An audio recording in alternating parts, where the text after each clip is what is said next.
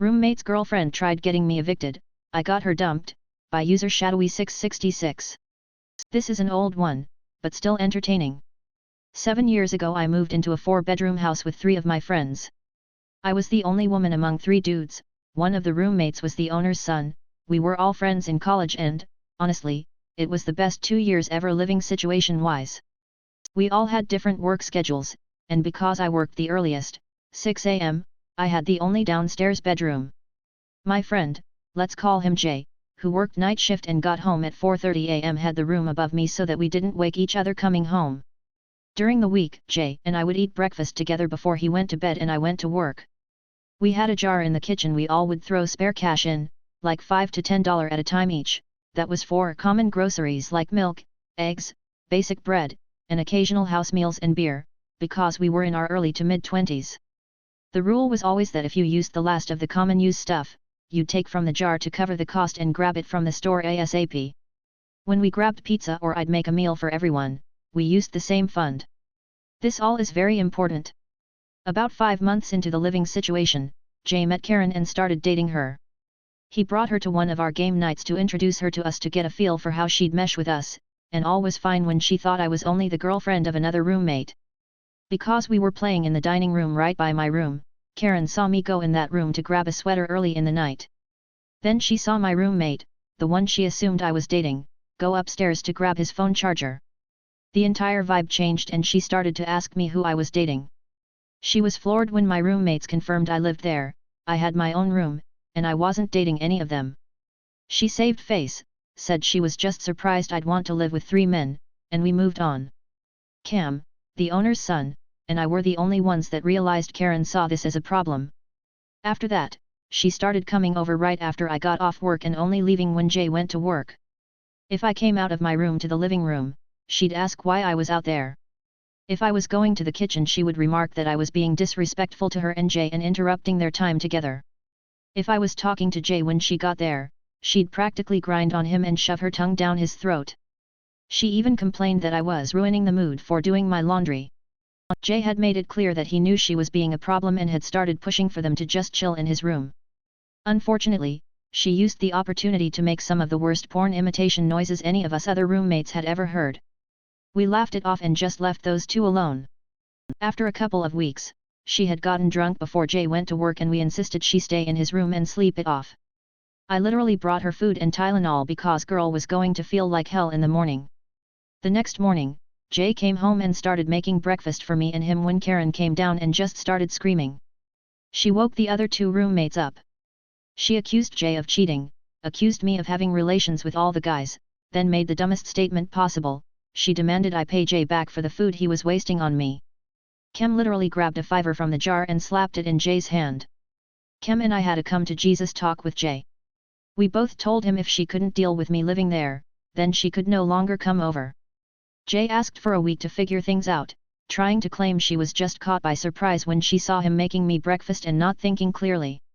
We gave him a week. In that week, mysteriously the grocery jar was getting raided. We all noticed and talked about it. We noticed my clean dishes were appearing, still clean, in the sink. Little things were disappearing from common rooms and weirdly appearing in my room. Karen was being sweet.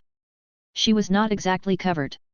Kem and I knew she was sowing chaos but, being curious where this was headed, we just watched.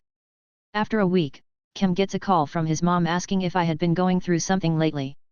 Apparently a concerned party had sent her picture after picture and story upon story about how I was trashing the house and stealing.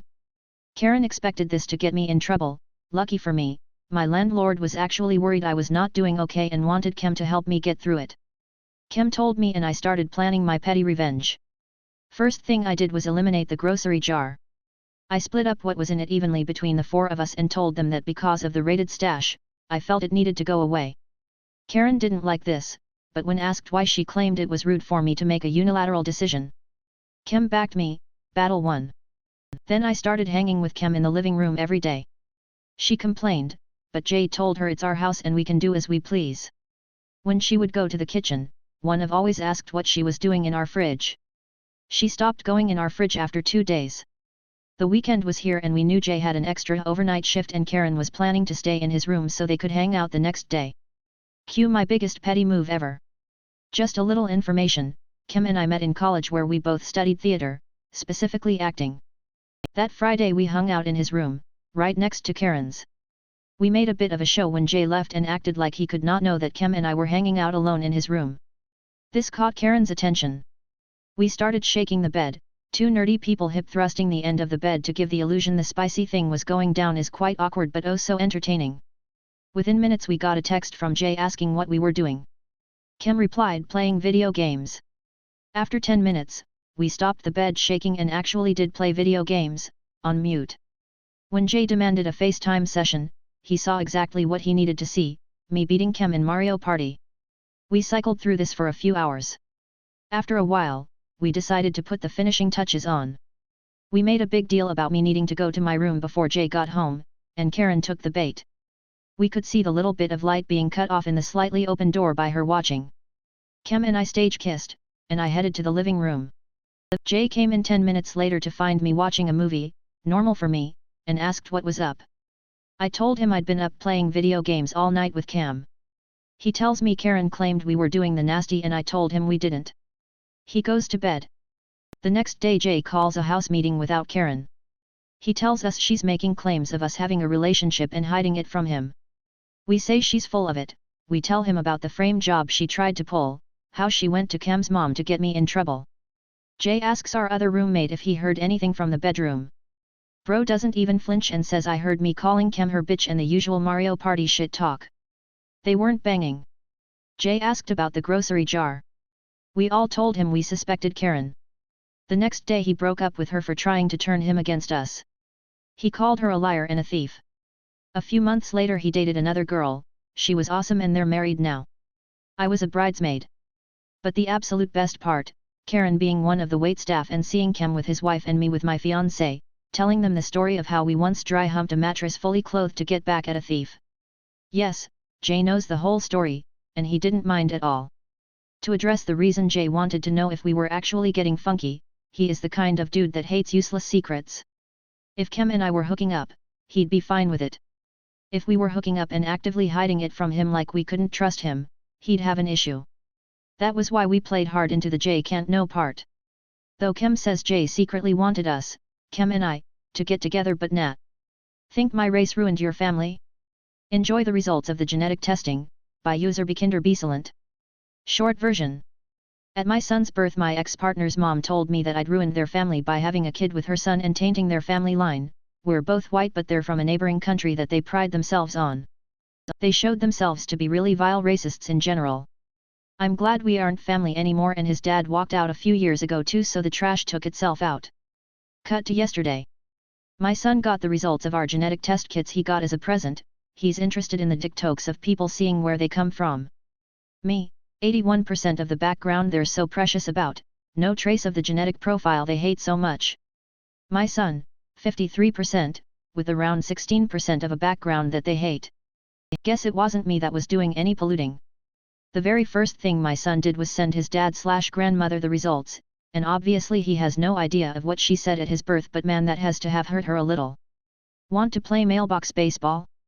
Fine, it will cost you one window, by user Stickit Barrels.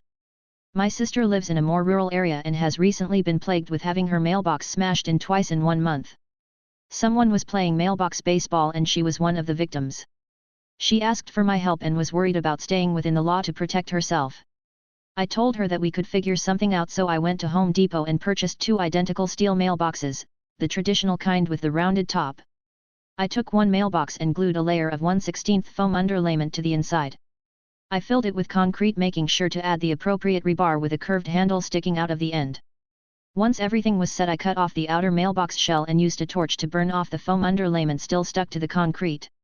What was left was a slightly undersized concrete plug that would perfectly fit in the second mailbox and that could be inserted and removed.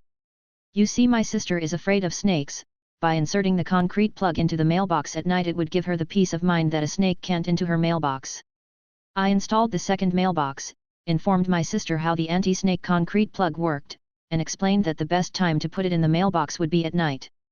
Strangely enough, one morning there was a mark on her new mailbox and a bunch of small glass pieces along the road. Hypothetically speaking, it was the kind of glass produced by someone swinging a baseball bat, having it bounce back off of a mailbox, and smashing a car window. On a positive note, her mailbox has remained snake-free. My daughter is evil, same daughter from yesterday's story by user OK_Royal6055. I told a story on here yesterday about how my daughter told her first grade teacher that she was a terrible singer and corrected her spelling, and a lot of people liked it. So, here's another one. It's kind of a prequel of sorts. My daughter put a tablet as number 1 on her Christmas list when she was 4. Had to have it. Wanted it more than a pony. Reminded me daily to the point I wanted to kill her. Anyway, it's around 10 p.m. on Christmas Eve, and it's a tradition in my family that each kid gets to open one present right before bedtime. Having obviously known this in advance, I knew she'd go straight for the tablet-shaped wrapping paper, so I had it charged and ready to go. I've never seen anyone look so happy as she did when she saw it. Gave me the biggest hug I've ever gotten. I would have probably been in tears if there wasn't a room full of family members around me. She was full on bawling tears of joy. She turns it on and immediately asks me to pull up our songs. I'm darn near in tears again. I'd been singing Puff the Magic Dragon and House at Pooh Corner to her every night at bedtime since birth. I'm feeling awesome at this point. 10 seconds into Peter, Paul, and Mary's singing of Puff, she pauses it and says, "Wow! Now I know what it sounds like when good singers sing it. Good night everybody." Then she hits play again and runs upstairs to bed. I'm feeling like I just got kicked in the heart. My mom's doing her best not to laugh. My dad is literally turning purple trying to hold it in, but the second my son gets going, the whole room is dying laughing. It took a minute, but eventually I was cracking up, too. Long story short, December 23, 2013 at 10 p.m. was the last time I ever sang to my daughter. I know millions of parents sing to their kids, but I bet I'm one of the few that vividly remember the exact day and time they stopped. Thanks for reading. P.S. I'm her dad BTW. Cheat on my best friend? You will pay with minor inconvenience, by user Chameleon Halo. My best friend got cheated on by her husband of almost a decade. I gave her my Netflix login for her smart TV, after the Netflix ban she told me she could still get in and watch sometimes. But in agreement to the divorce, cheater got the TV. I got a notification of a new location login. So I went in and just put child TV why only ratings can be accessible through that channel. I could change the password but I would have to set my elderly mother up again, so this is the path of least resistance and pettiness.